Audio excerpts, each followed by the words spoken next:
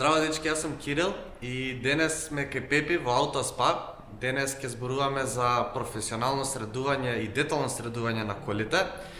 Ќе имаме неколку видеа, неколку совети. Денес започнуваме со хемиско чистење. Така да, Пепи, објасни ни што правиме денес, што е хемиско, кои се чекорите на хемиската? Вака, прво се чисти кровот и тапацирите на вратите, тие се чистат рачно, бидејќи со машина ако ги чистиме многу лесно може да се одлепат. Се чистат каналите за климата, бидејќи многу од миризбите доаѓаат од таму.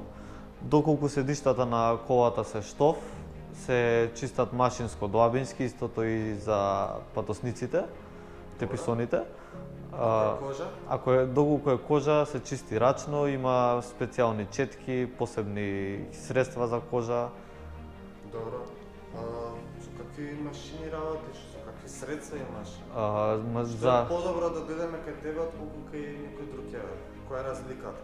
Вака, работиме со професионални машини за хемиско чистење, за доабинско хемиско чистење, кои што прљавштината ја вадат надвор од седиштата, за разлика од други места каде што прават хемиско чистење со торнадор, кој што само ја бутка внатре во седиштата прљавштината и тие визуелно изгледаат чисти, но сите бактерии остануваат внатре во седиштата, додека машината за доабинско хемиско чистење сите бактерии ги чисти, ги вади надвор од седиштата.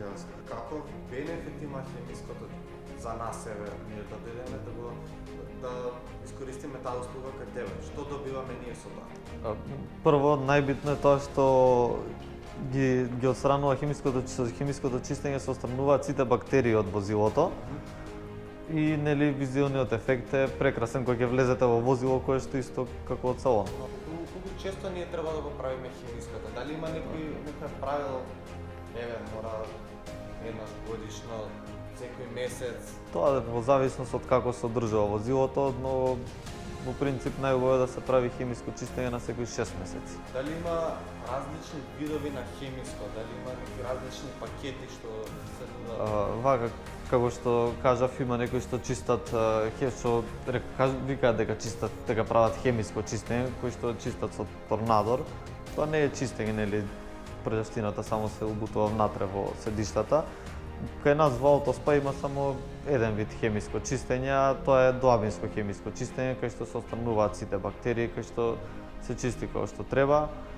Добро, дали има некоја негативна работа со хемиското што може да добиеме ние како клиенти или што може возилото да добие? Дали има нешто лошо што може да се случи? Доколку го доверите вашето возило на професионалци, нема никаква штета од тоа.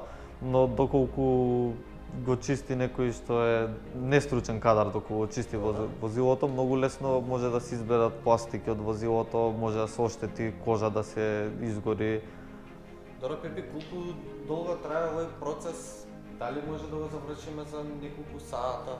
Не, овој процес трае 2 до 3 дена. Бидејќи возилото, како што реков, се чисти доабински, значи се мократ седиштата, тоа треба да се исушат. Тоа цело време мора да биде возилото тука? Да, дефинитивно. Ќе те замолам да не се потпираш на возилото, бидејќи е полирано. Си извинам. Добро, тај ќе го видиме технички во другата епизода. Ќе објасниме и зашто да не се потпираш. Да, ќе ни објасни што е полирање и зашто не смем да седам вака и што се случува со тоа. Да. Фала ти, Пепи. Гледаме.